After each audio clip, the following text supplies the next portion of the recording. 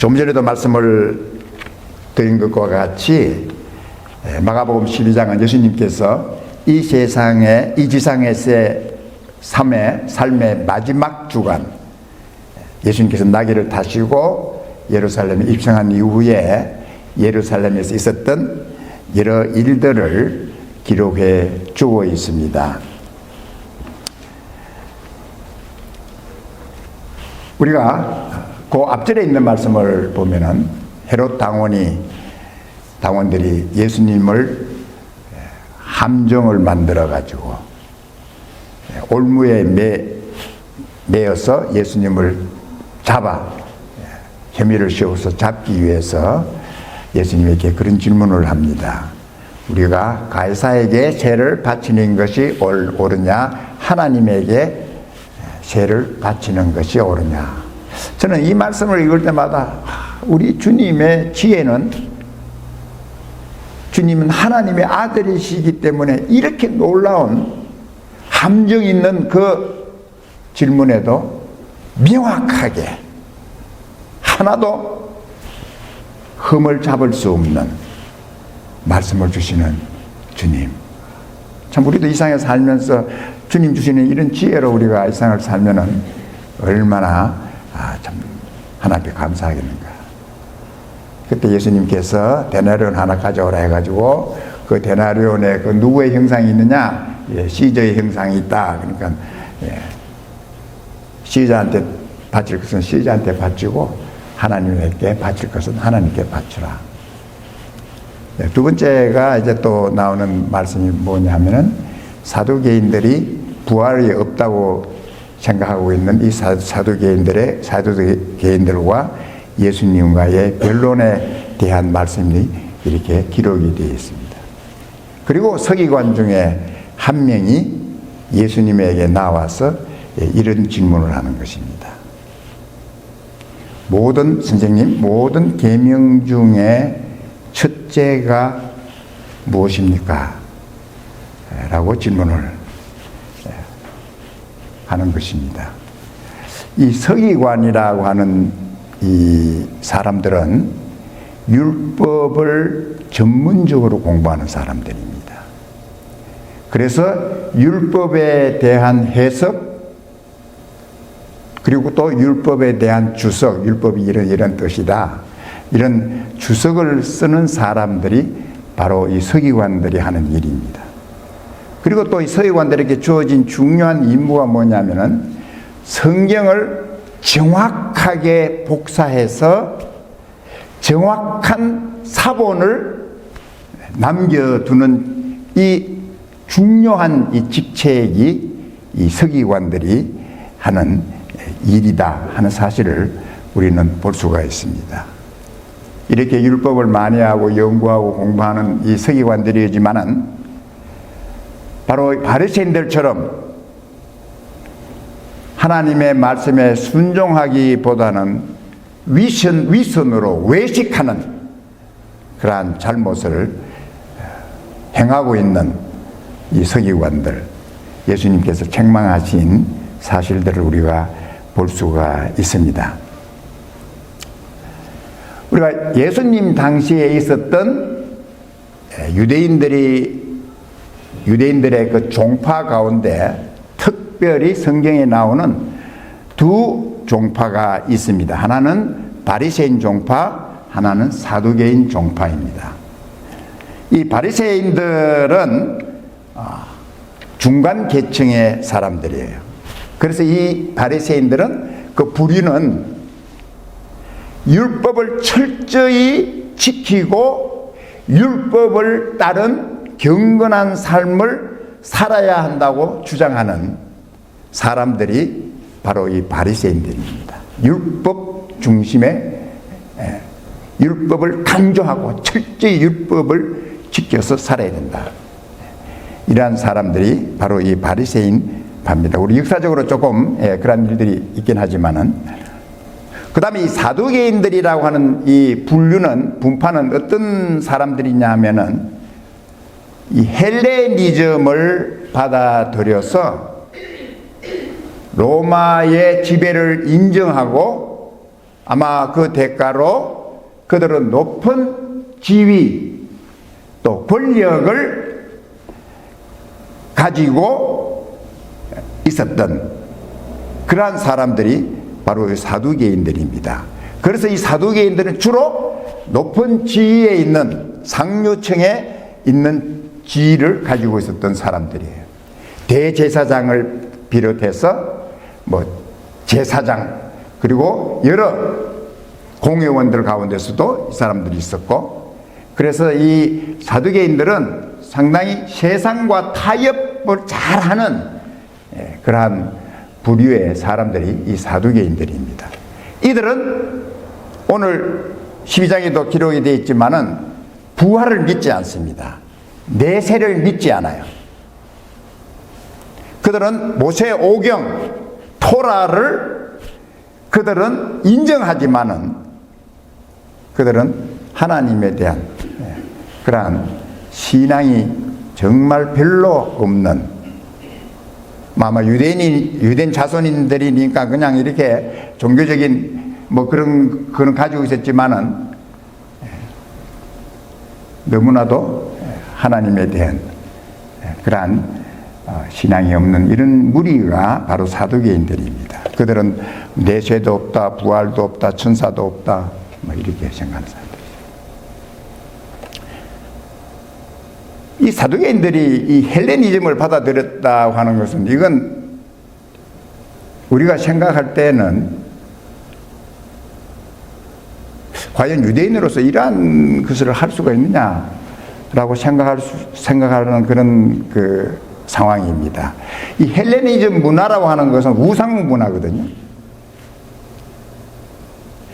그래서 우리가 이 그리스, 히랍 얼마나 많은 신들을 만들어냈어요. 제우스 신, 헤라클레스 신, 비너스 신, 사도 바울이 그때 헬라 문화의 중심이 있었던 아테네에 갔을 때는 거리마다 사람들이 우상을 만들어 가지고 아테네 도시가 인간들이 만들어 놓은 신들로 꽉 차 있는 다신을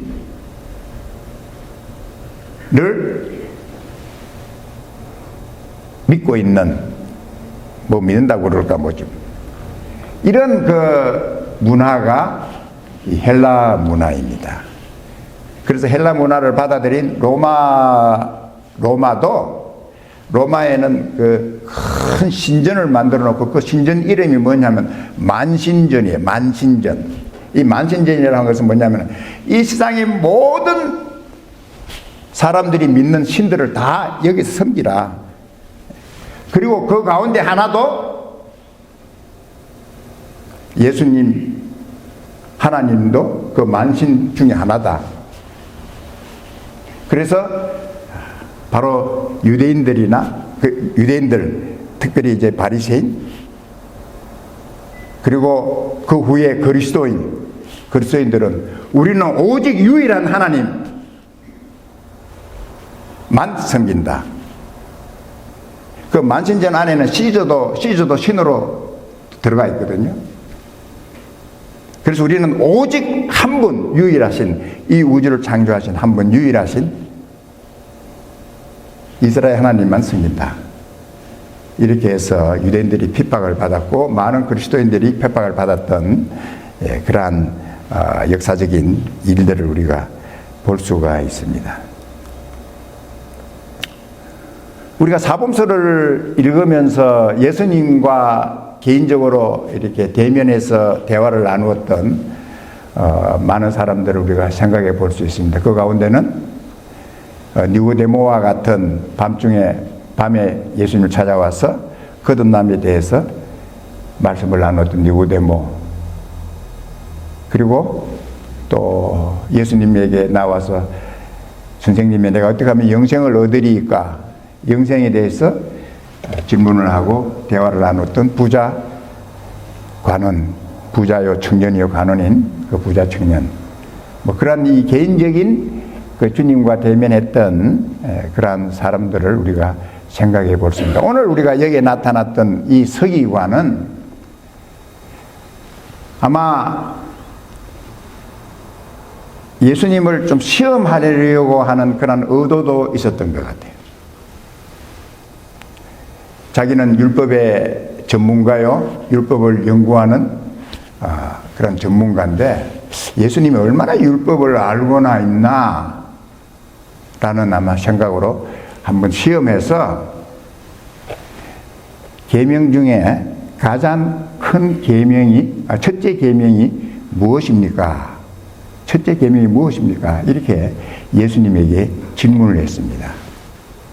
하나님께서 모세에게 주신 계명이 613개 계명들이 있습니다. 그 많은 계명 중에 첫째 계명이 무엇냐 이렇게 질문을 하는 거예요.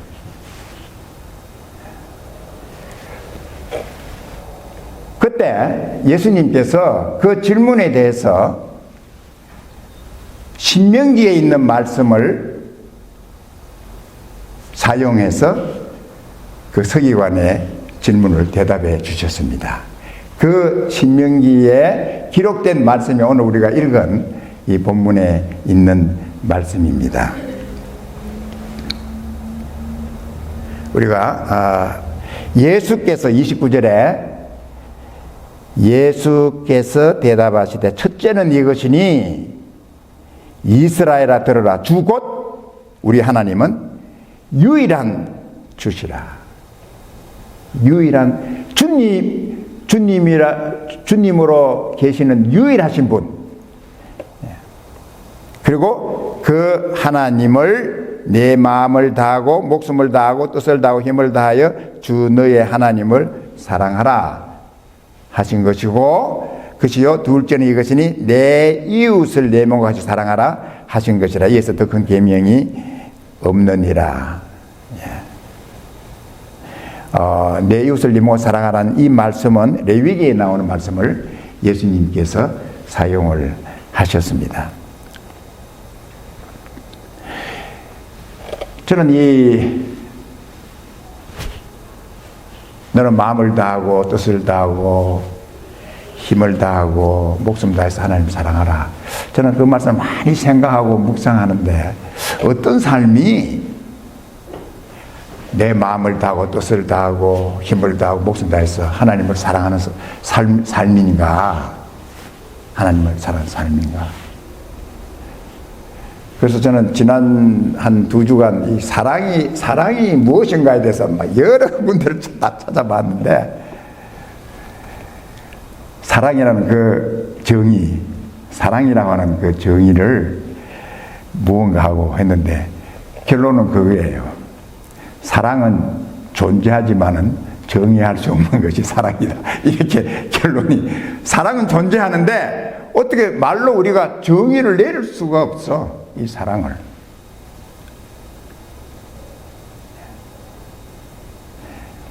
그러나 우리가 분명한 것은 사랑의 하나님께서 우리 인간을 창조하셨을 때에 사랑이라는 능력을 우리 존재 안에 두시고 우리를 창조하셨어요. 그래서 우리가 사랑을 알아요. 우리가 정의를 잘 못하지만 사랑이 어떤 거는 우리가 안다고, 느끼고 안다고. 헬라 그리스 사람들은 사랑을 4가지로 이렇게 나누죠. 부모의 사랑, 동물로 말하면은 애미가 새끼를 사랑하는 본능적인 사랑, 또 남녀 간의 에로스 사랑, 또 친구 간의 우정, 필레오의 사랑, 그리고 요한복음에서 많이 언급되어지는 우리 아가페 사랑, 아가페 사랑. 그런데 동물들에게도 이 어미가 새끼를 사랑하는 본능적인 사랑을 하나님이 주셨어요.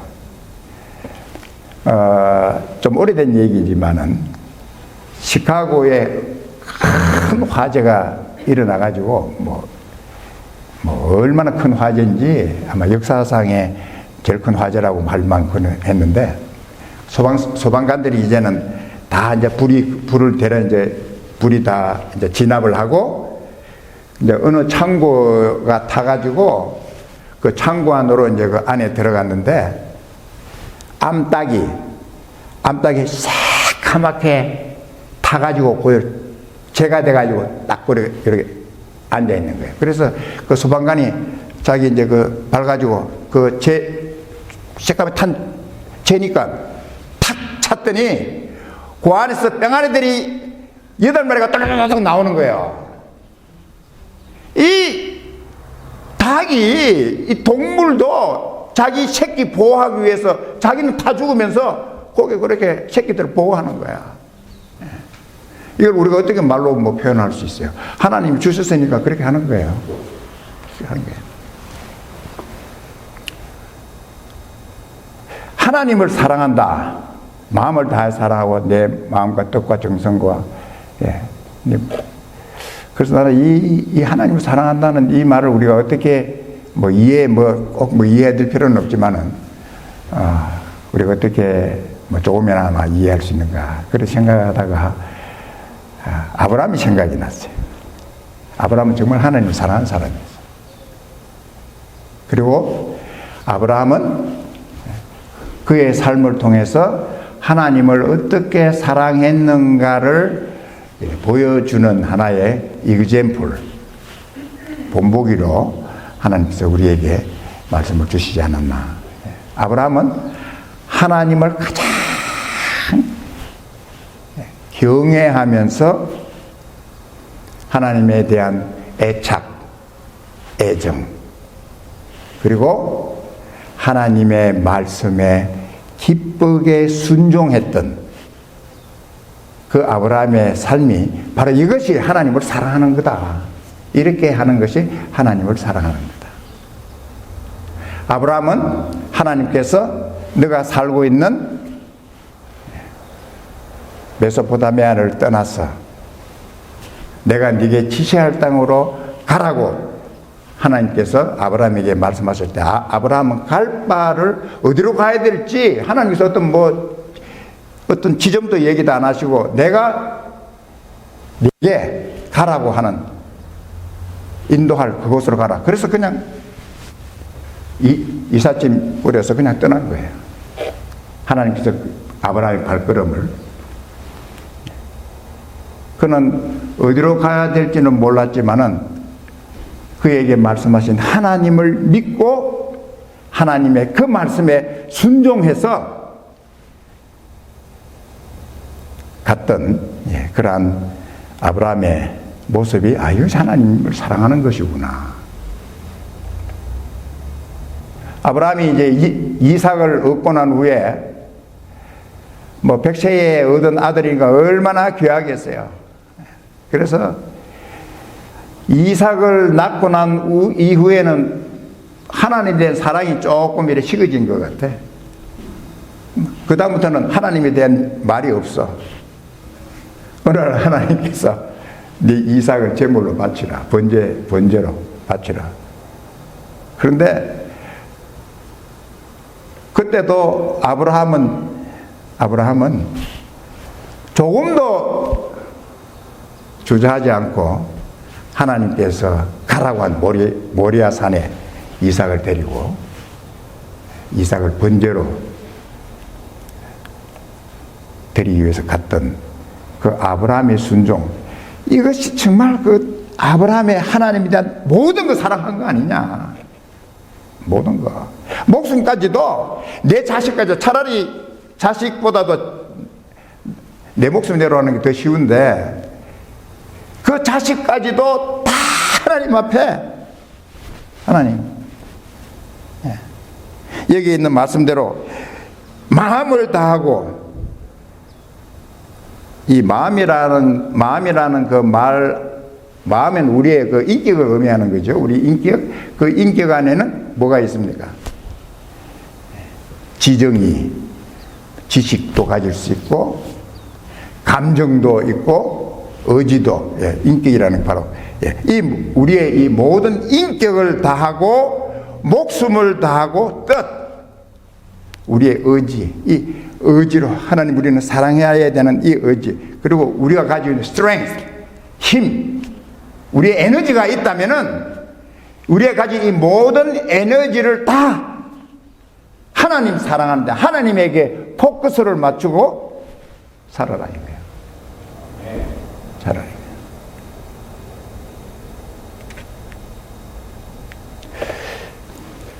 하나님께서 모세에게 주신 그 계명들, 좀 전에도 얘기했지만 613 계명이 있는데 이 계명, 이 많은 계명들을 우리가 두 종류로 이렇게 나눌 수가 있어요. 첫째는 뭐냐면은 하나님과의 관계에 대한 계명이고, 둘째는 이웃과에 대한 관계에 대한 계명들이 613개가 있는 거예요. 거기에는 뭐 제사에 대한 계명도 있고, 남이 나를 해쳤을 때 또 보상해야 되는 그것도 있고, 또 제사장은 어떻게 세우느냐, 뭐 왕은 어떻게 세우느냐, 하여튼 계명들이 613개가 있는데 딱 나누면은 하나님에 대한 하나님과의 관계와 그 다음에 이웃과의 관계 두 계명으로 나눌 수가 있다. 그리고 하나님께서 우리가 모세에게 주신 그 계명들을 10계명을 비롯해서 613개의 계명들이 있죠. 우리 10계명만 보더라도, 우리가 율법을 대표하는 10계명만 보더라도 1에서 4번째까지의 계명은 하나님과의 관계에 대한 말씀이에요. 우리가 하나님을 어떻게 섬길 것인가에 대한 1계명에서 4계명까지는 하나님은 유일하신 하나님이다. 다른 하나님이 없다. 다른 신이 없다. 그 다음에 하나님을 형상을 만들어서 미대를 하지 마라. 우상 만들지 마라. 그리고 하나님의 이름, 하나님 그분에 대한 하나님을 빙자해가지고 하나님의 이름을 더럽히는, 하나님의 이름을 망령되게 일컫는 그런 일을 하지 마라. 하나님의 이름 사용해가지고 네 이익 보려고 하는 그런 하나님의 이름을 사용해가지고 하나님의 이름을 망령되게 하는 그런 일을 하지 마라. 4번째는 뭐예요? 안식일. 하나님께서 우리에게 약속하신 이 안식. 우리 인간들은 아직 이 안식에 대한 걸 잘 이해를 못하는데, 우리 하나님께서 우리 주신 영원한 안식을 기억하고 늘 이 안식 지켜야 돼. 이 안식의 주인이 누구냐? 예수 그리스도. 하나님께서 보내신 예수 그리스도 안식의 주인인데, 이것이 이제 1절에서 4계명이죠. 5계명부터 우리 이웃과의 관계에 대한 계명을 주셨죠. 첫째, 부모님을 공경하라. 부모 공경.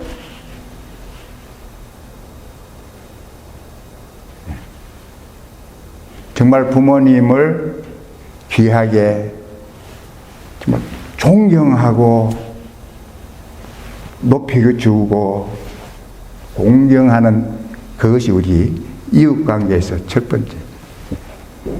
부모 공경할 줄 모르는 자식은 세상에 어디 가도 다 탕자 생활할 수밖에 없어. 부모 없인 여기는 자식은 잘 될 수가 없어. 그 다음에 또 살인하지 말라. 생명의 존엄성을, 우리 인간은 생명의 존엄성을 가져. 생명의 존엄성을 가져.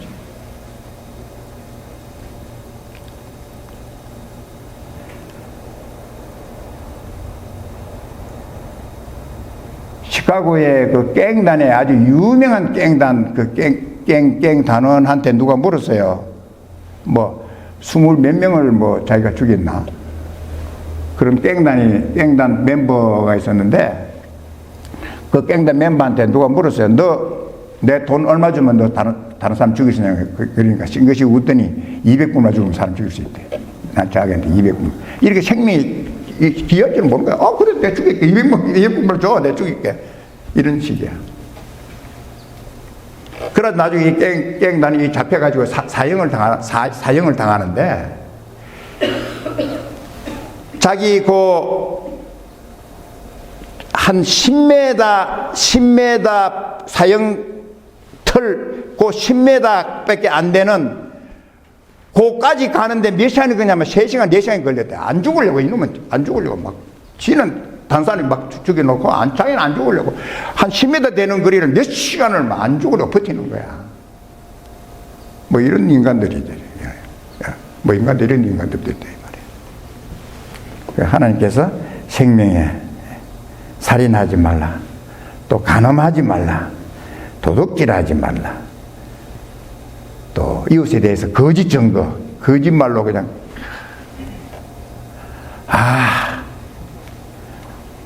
거짓 증거, 뭐 얼마나 거짓 증거들, 뭐 지난번 뭐 우리 대한민국에도 윤 대통령 뭐 그거 계엄해가지고 그거 그냥 뭐 어떻게 하여튼 뭐 거짓 막 이랬다 그것뿐만 아니라 사실이 아닌 걸 막 거짓을 만들어가지고 혐의를 씌우려고 하는, 거짓 증거하는 거. 사실을 사실대로 말하지 않고 거짓으로 만들어가지고 남을 모함하고 혐의하고 하는 거 하지 마라. 거짓 증거하지 마. 남의 것을 또 탐내지 말라. 네, 이것이 이제 하나님께서 이웃과의 관계에 있어서 아주 중요한 부분들을 우리에게 말씀하신 것 같아요. 그런데 이러한 그 하나님과의 관계, 이웃과의 관계에 있어서 핵심이 뭐냐? 사랑이라는 거예요. 사랑. 하나님을 사랑해라. 이웃을 사랑해라. 내 몸같이 사랑하라. 하나님은 우리의 모든 것을 다 하나님 앞에 올려드리는, 모든 우리의 삶의 모든 초점과 포커스가 하나님이 먼저 돼야 합니다. 하나님이 먼저 될 때 우리는 이웃과의 관계, 그리고 좀 더 나아가서 이 세상에서의 우리의 삶이 복되고 평안하고 하나님이 우리 인간을 창조하신 복을 누릴 수 있는 삶을 사는 것이 바로 이러한 삶이다. 주님께서 그렇게 말씀하십니다.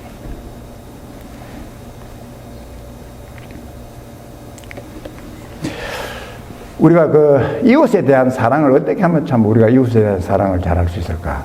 뭐 여러 가지 우리가 참 생각할 수 있는 그러한 것들이 있는데, 저는 제 마음속에 떠올랐던 것이 우리 사도 바울이 빌립보 교회에서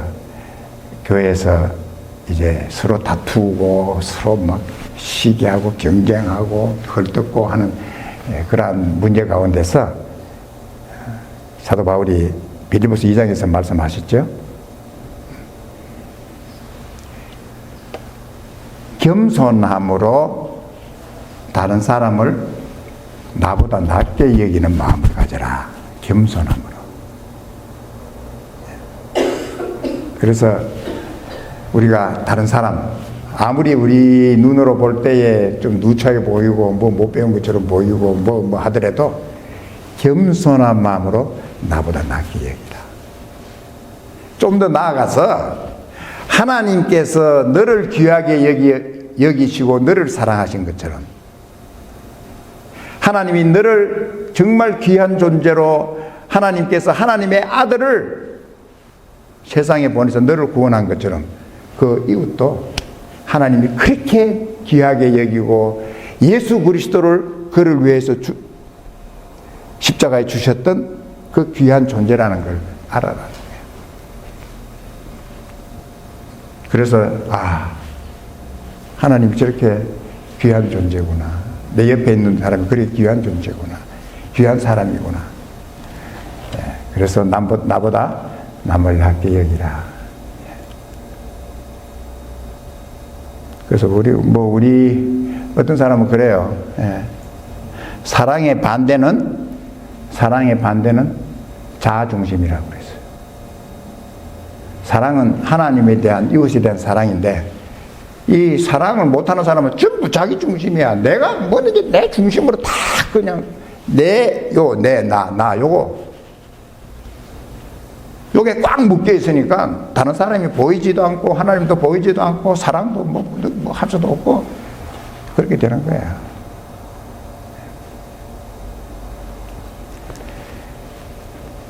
하나님을 사랑하는 우리 모두가 되게 주님으로 축복합니다. 네. 이웃을 내 몸처럼 사랑하는 우리 모두가 되게 주님 축복합니다.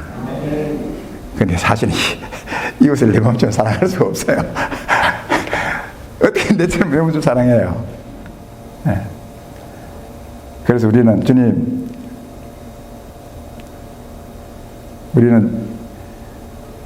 참 주님께서 말씀하신 그 말씀대로 우리가 사랑할 수 없는데 저희들을 도와달라고. 주님 저희들 도와주세요. 사랑의 흉내라도 좀 내도록 도와주십시오. 예.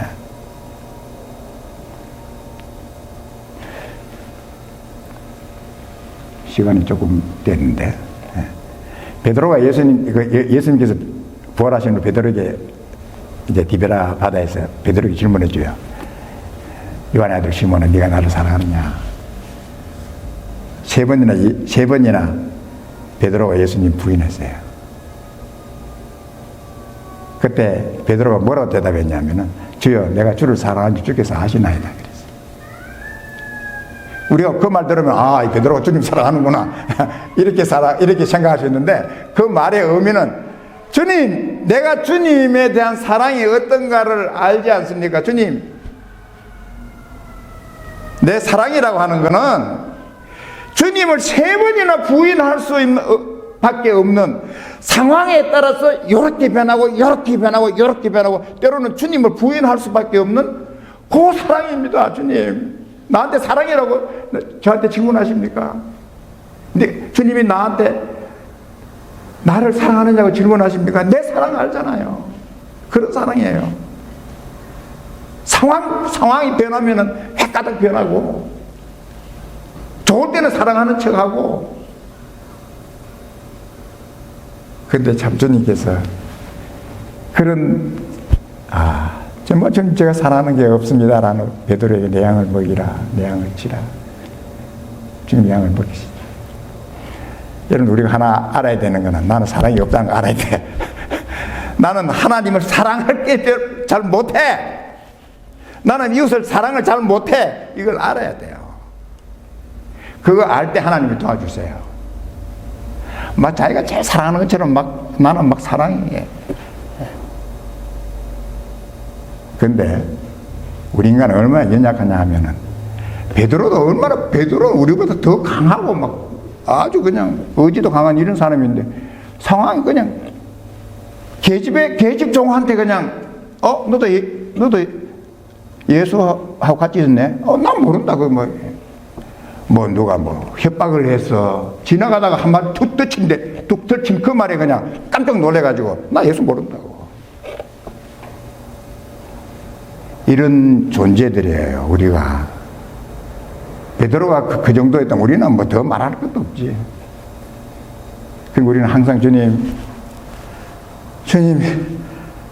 사랑하라 했지만은, 주님, 제가 우리 하나님, 예수님 사랑하는 거, 저를 도와주셔야 돼. 성령님 저를 도와주셔야 돼. 그래야지 하나님 아버지 사랑할 수 있고, 예수님 사랑할 수 있고, 이웃 사랑할 수 있습니다. 성령님 도와주지 않으면은, 우리의 사랑이라는 이것도 그냥, 기분 좋고 좋을 때는 사랑해주고, 좀 나쁘면 그냥 변화되어지는 일이 사랑입니다. 하나님께서 우리 사랑하는 성도 여러분들에게 하나님을 사랑하도록, 이웃을 사랑하도록 이 귀한 축복 주시길 주님을 축복합니다. 예. 그래도 우리는 고백하며 살아야 돼요. 우리 한번 따라합시다. 하나님을 사랑합니다. 주 예수님을 사랑합니다. 성령님을 사랑합니다. 형제 자매를 사랑합니다. 주님 도와주시옵소서. 예, 기도하겠습니다.